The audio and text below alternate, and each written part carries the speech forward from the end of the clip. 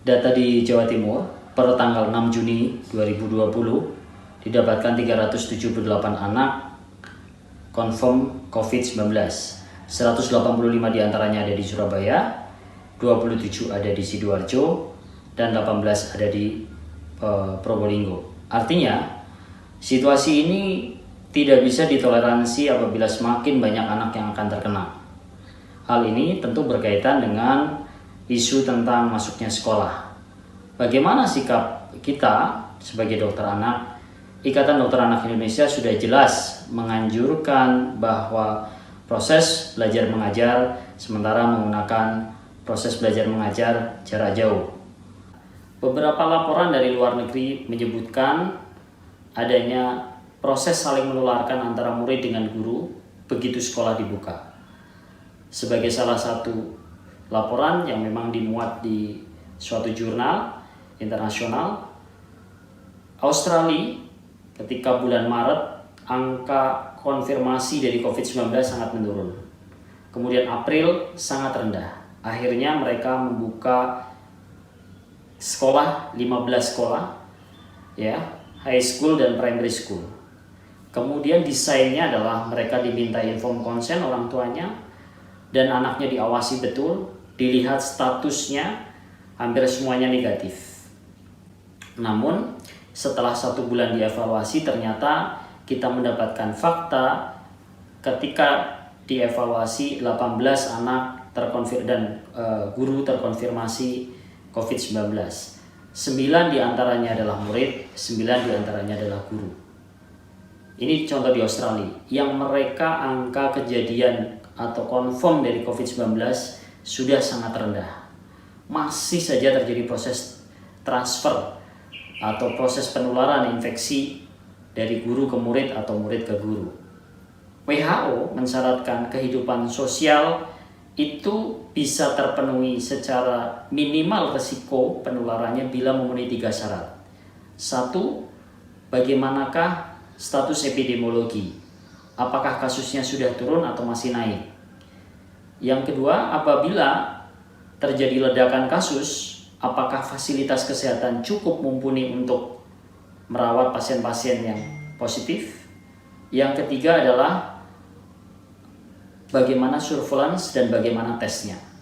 Ketika dari 3 pertanyaan itu terjawab tidak, maka ketika fasilitas sosial, fasilitas umum dibuka akan ada resiko untuk menjadi sumber penularan. Ketika kasus masih naik, ketika fasilitas kesehatan nantinya belum bisa memenuhi apabila ada lonjakan kasus, ketika tes kita masih sangat sedikit, maka kita tidak pernah bisa memetakan mana daerah yang betul-betul hijau, mana daerah yang kuning, mana daerah merah apabila kita tidak pernah melakukan tes. Hal ini mudah-mudahan bisa dipertimbangkan apabila mempertimbangkan anak untuk masuk sekolah secara tatap muka. Kita belajar dari kasus yang lain. Di Prancis, ketika dibuka sekolah, ternyata 40% dari muridnya terinfeksi. Bukan cuma muridnya, gurunya terinfeksi.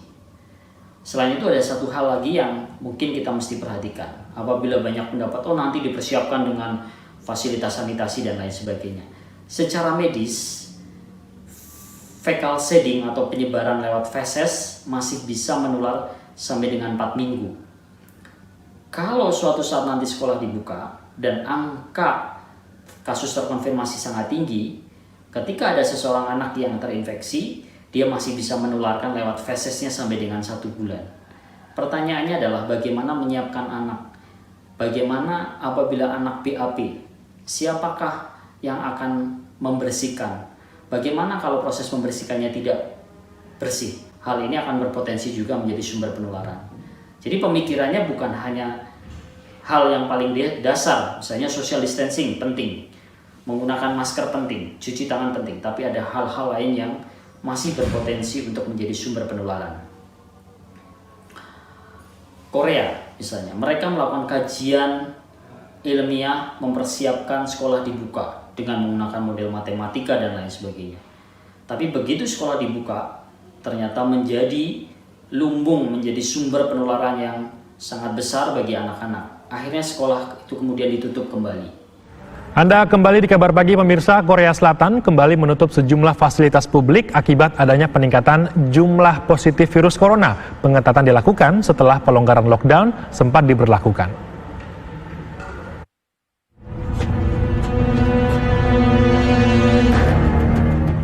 Korea Selatan kembali menutup sejumlah fasilitas publik seperti sekolah, taman, dan lainnya.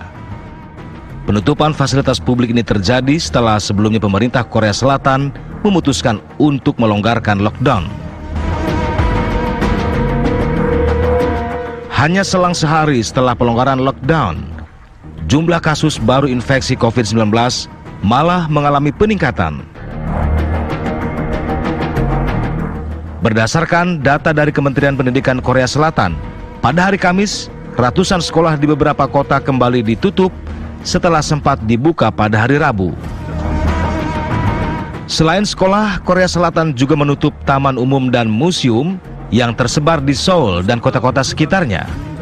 Warga pun kembali diminta untuk menghindari pertemuan massal. Perusahaan juga didesak untuk menerapkan jam kerja yang lebih fleksibel guna mendukung upaya pencegahan pandemi COVID-19 berdasarkan himbauan pemerintah. Hingga saat ini, 58 kasus baru infeksi COVID-19 telah terjadi di Korea Selatan, dengan total kasus secara nasional menjadi 11.402 kasus.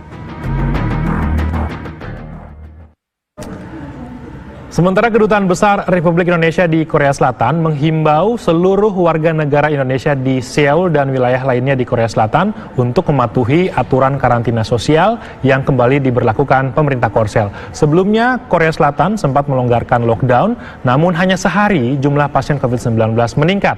Jadi, jelas rekomendasi Ikatan Dokter Anak Indonesia ketika kasus kita sekarang ini masih cukup tinggi, maka rekomendasinya adalah pembelajaran jarak jauh. Hal ini sekali lagi semata-mata hak hidup anak adalah hak yang pertama harus dipenuhi.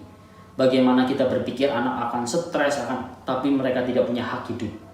Maka mari kita sebagai orang tua, sebagai dokter, sebagai pemangku kebijakan bersama-sama berpikir jernih. Satu nyawa pun itu sangat berharga. Jadi artinya kalau kita membuka sekolah dan berisiko terjadi penularan, maka ada risiko terjadi kematian kasus anak. Dan hal ini harusnya tidak boleh. Ingat, saat ini angka kematian anak di Indonesia akibat COVID-19 masih paling tinggi dibandingkan dengan negara-negara di Asia. Jadi, menurut hemat saya, langkah yang paling bijak adalah proses pembelajaran tatap muka sementara dihindari dulu, direkomendasikan proses pembelajaran jarak jauh. Kita belajar dari kasus per kasus.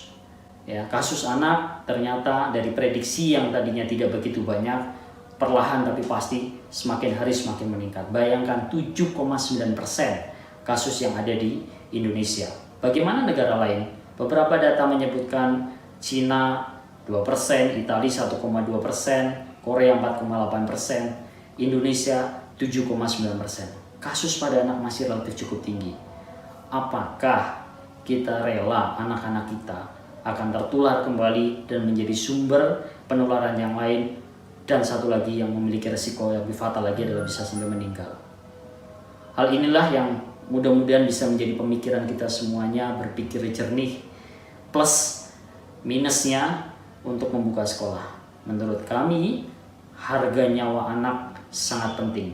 Penulia hak hidup anak sebagai hak pertama yang harus dipenuhi oleh kita sebagai orang tua, kita sebagai dokter anak, kita sebagai pemangku kebijakan. Mudah-mudahan bermanfaat. Terima kasih.